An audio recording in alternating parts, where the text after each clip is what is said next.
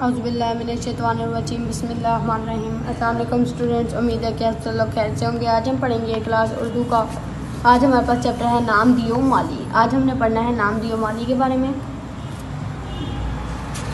آج نام دیو مالی کے بارے میں آ جاتے ہیں۔ اس کے سب سے پہلے آ جاتے ہیں شعر مشاہیر کی طرف، مولوی عبدالحق مصنف کی طرف۔ مولوی عبدالحق یہ کہ 1876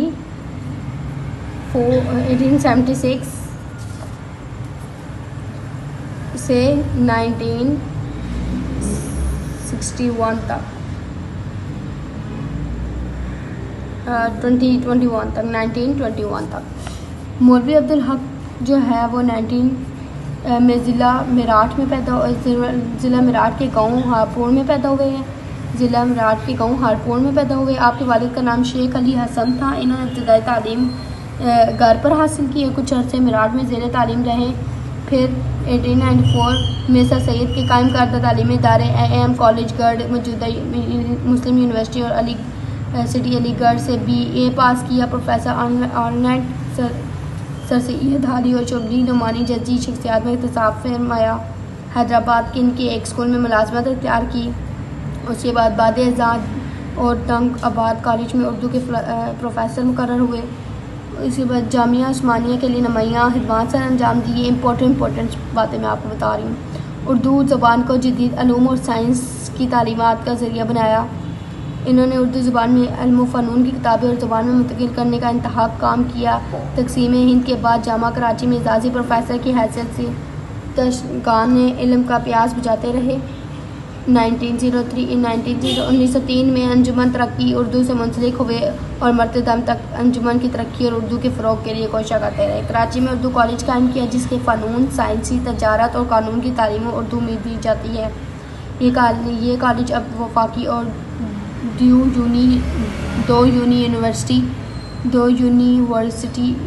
دو یونیورسٹی میں تبدیل ہو چکا ہے۔ اس کے بعد یہ علمی، تعبدی، تنقیدی اور تحقیقی کاموں میں فراست تھے۔ انہوں نے نہ صرف اپنے ادب کو متاثر کیا بلکہ ایک نئی نسل کو بھی اسلوب پر بھی بہت گہرے اور اہم اثرات مرتب کیے۔ اس کے بعد قدیم اسلوب نگارش کا حسین سنگم ہے۔ خلوص، سچائی، سادگی، استادیت، مقصادیت، شگفتگی، جامعیت ان کی تحریری نمایاں خصوصیات ہیں۔ ان کی تصانیف میں اردو کی نشوونما میں صوفیائے کرام کا کام، مرحوم دلی کالج سر سید احمد خان، حالات و افکار و حالی، مقدمات عبدالحق، خطابات عبدالحق، مکتوبہ عبدالحق اور چند آثار شامل ہیں۔ اس کے بعد آ جاتے ہیں یہاں پر، اس کو پڑھنا ہے اور یہ ہے ہمارے پاس کچھ کوشچن۔ یہ کوشچن سالو کرتے ہیں۔ پہلا کوشچن ہے، اقتباس پڑھ کر شفیق الرحمان مرحوم کی شخصیت کے بارے میں آپ کیا رائے بیان کیجیے۔ دوسرا ہے، اس نثر پارے میں موضوعات کی شناخت کرتے ہوئے اس کی وضاحت کے لیے اپنے رائے کا اظہار کریں۔ درجہ بالا حضرات کو علامات اور رموز کا لحاظ رکھیں۔ تینوں کوشچن کی طرف آتے ہیں ذرا۔ فرسٹ کوشچن ہے ہمارے پاس، اقتباس پڑھ کر شفیق الملوک مرحوم کی شخصیت کے بارے میں آپ کیا رائے پیش کرتے ہیں بتائیں۔ اس کا کوشچن میں نے نیچے لکھا ہے، الف، جو شفیق الملوک مرحوم ایک طبیب بھی تھے اور ادیب بھی۔ ان کا کلام مزاحیہ اور شوق فکروں سے بھرا ہوا تھا۔ آپ شگفتانہ مزاج تھے، اس لیے آپ کسی بھی محفل میں چار چاند لگا دیتے تھے۔ اس کے بعد دوسرے پہ آ جاتے ہیں، اس نثر پارے میں موضوعات کی شناخت کرتے ہوئے اس کی وضاحت کے لیے اپنی رائے کا اظہار کریں۔ جواب، شفیق الملوک مرحوم کی شگفتہ مزاجی۔ وضاحت، شفیق الملوک مرحوم بہت شگفتہ مزاج تھے، اس لیے اپنی شوق اور مزاح سے بھرپور فکروں سے محفل میں جان ڈال دیتے تھے۔ یہ ہمارے پاس فرسٹ کوشچن ہے۔ تھرڈ آپ نے خود کرنا ہے۔ اس کے بعد آتے ہیں خاکہ نگاری۔ خاکے کے لفظی معنی نقشہ یا ڈھانچے کے ہیں۔ خاکہ ایک ایسی غیر افسانوی صنف ہے جس میں کسی شخص کی شخصیت اور زندگی کے حقیقی خدوخال اور پہلو کو اس طرح نمایاں کیا جاتا ہے کہ جب اس انداز میں ایک جیتی جاگتی شخصیت کے افکار و خیالات، خوبیاں اور خامیوں کا تصور کشی ہو سکے۔ خاکہ نگاری وہ ہے کہ ہم کسی کی زندگی میں کوئی چیز لکھتے ہیں، کسی کا کوئی نقشہ بتاتے ہیں، کسی کی زندگی کا کوئی ایسا قصہ بتاتے ہیں جس میں بہت دلچسپی ہوتی ہے، تاکہ جو مطلب اس میں آپ کو ہم جو کہانی سنا رہے تھے آپ کے سامنے ایک امیج بنتی رہتی ہے، اسے خاکہ نگاری کہتے ہیں۔ ایک جیتی جاگتی شکل میں آپ کو شخصیت میں کے خیال آتے ہیں، اس کی خوبیاں خامیوں کے بارے میں بتایا جاتا ہے۔ اہم حالات و واقعات کے بارے میں بتایا جاتا ہے، خصوصیات کے بارے میں بتایا جاتا ہے، مزاج و عادات کے بارے میں بتایا جاتا ہے، حلیہ لباس رہن سہن کے ساتھ بتایا جاتا ہے۔ اس کے بعد جس سے آپ کو وہ جیتی جاتی چلتی پھرتی نظر آتی ہیں۔ اس کے بعد آ جاتے ہیں واحد جمع۔ آپ کسی گہرے دوست کے دالات عطائف اس کو چھوڑیں، یہاں پہ آ جائے واحد جمع، وہ لفظ جو فقط ایک شخص شیء کے لیے استعمال ہو واحد کہلاتا ہے۔ یہ تو آپ کو پتہ ہوگا، اخبار مسجد وغیرہ واحد کہلاتا ہے۔ جو لفظ جو دو سے زیادہ اشیاء کے جگہوں کے لیے استعمال ہو جمع کہلاتا ہے۔ اخبارات مثلاً امرا، اخبارات، مساجد وغیرہ۔ جمع کی صورتیں، جمع کی درجہ ذیل صورتیں: جمع مکسر، جمع سالم، تثنیہ، جمع مکسر کیا ہے؟ واحد سے جمع بنتے ہوئے واحد کی صورت بالکل بدل جائے اسے مکسر کہتے ہیں۔ تجویز سے تجاوز، منظر سے مناظر۔ جمع سالم، واحد سے جمع بناتے ہوئے واحد کے حروف میں کسی قسم کی تبدیلی نہ ہو اسے جمع سالم کہتے ہیں۔ ماہر سے ماہرین، مجاہد سے مجاہدین۔ تثنیہ، عربی زبان میں دو چیزوں کے لیے جمع کی ایک الگ صورت استعمال کی جاتی ہے، اسے تثنیہ کہتے ہیں۔ والد سے والدین، عید سے دین، عربی کی صورت میں۔ یہ عربی زبان، اس میں عربی زبان امپورٹنٹ ہے۔ جمع الجمع، کسی واحد کی جمع کو جمع الجمع کہتے ہیں۔ پہلے واحد کی جمع بنائے پھر اس کی جمع بنائے تو اسے جمع الجمع، جیسے خبر سے اخبار، اخبار سے اخبارات، لقب سے القاب، القاب سے القابات۔ منجز الفاظ کی جمع لکھیں، جمع مکسر، جمع سالم و تثنیہ اور ان جملوں میں استعمال کریں۔ آ جاتے ہیں جملوں کی طرف۔ فرسٹ ہمارے پاس حاضر، حاضرین۔ آج کمرہ جماعت میں تمام طالبہ حاضر ہیں۔ احسان، احسانات، اگر کوئی آپ پر احسان کرے تو اس کا احسان ماننا چاہیے۔ امام، آئمہ، امام صاحب مسجد میں نماز پڑھانے کے بعد دین کی باتیں بھی سکھاتے ہیں۔ مضمون، مضامین، ہر مضمون کی ایک اپنی اہمیت اور ضرورت ہوتی ہے۔ سید، سادات، سید کے معنی امام اور پیشوا کے ہوتے ہیں۔ کتب، کاتبین، کتب نامہ سے بھٹکتے ہوئے مسافر اپنی درست سمیت معلوم کرتے ہیں۔ دار، دارین، قتل کے مجرم کو تختہ دار پر لٹکا کر پھانسی دے دی گئی۔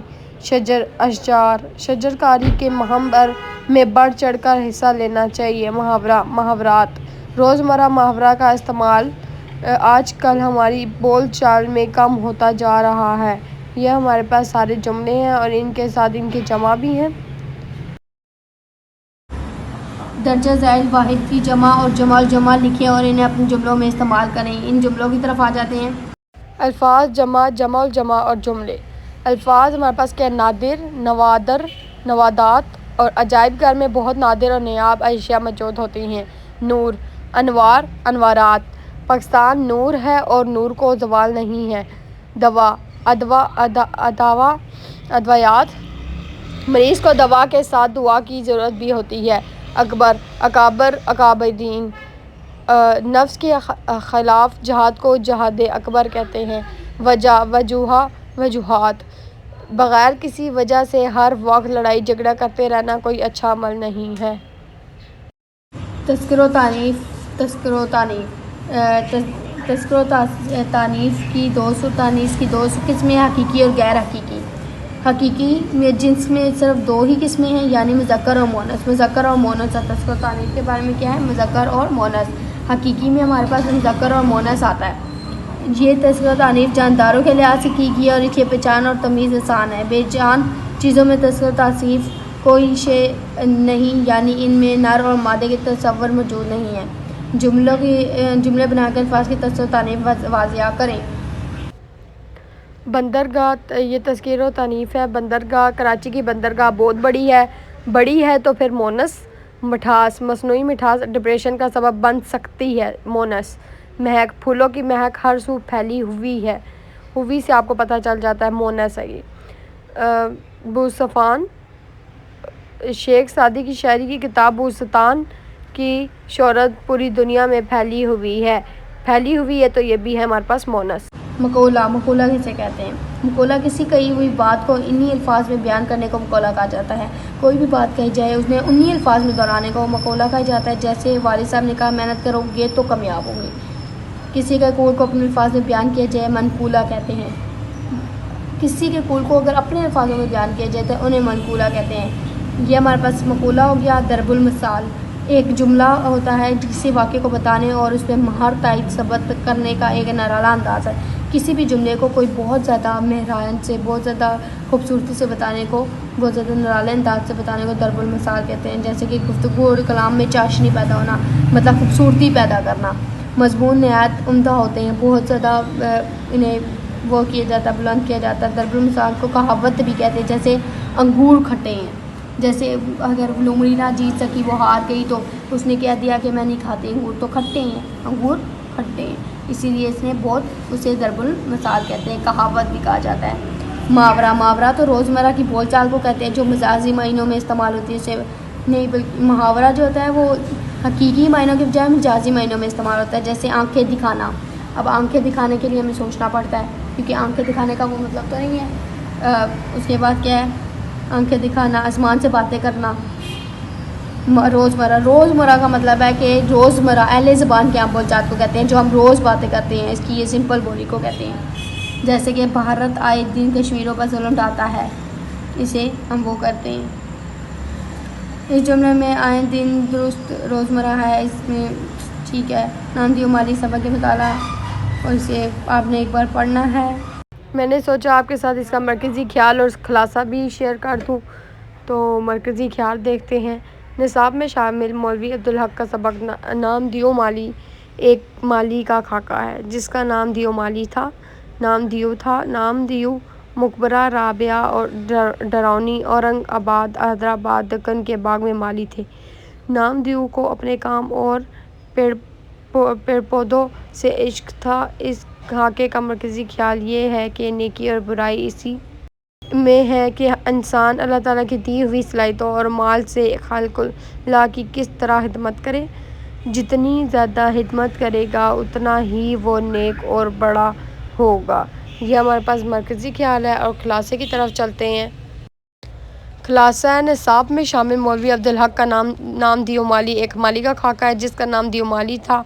نام دیو مقبرہ رابعہ اور ڈرونی اور اورنگ آباد حیدرآباد دکن کے باغ میں مالی تھے. نام دیو مالی بہت زیادہ محنتی تھے جسے باغبانی سے عشق اور پودوں سے پیار تھا.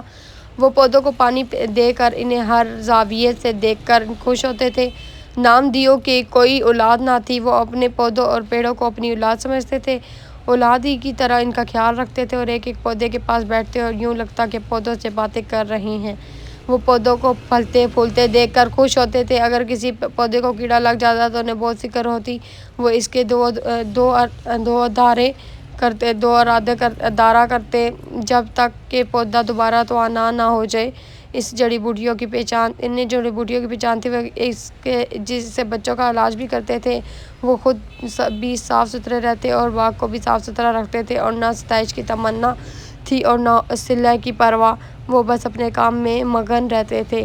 ایک سال بارش کی کمی کی وجہ سے جب پانی کی قلت ہوئی تو وہ کہیں دور سے پانی ڈو کر لاتے تھے اور پودوں پیڑوں کو دیتے تھے, جس کی وجہ سے اس کا باغ ہرا بھرا اور سرسبز شاداب رہا.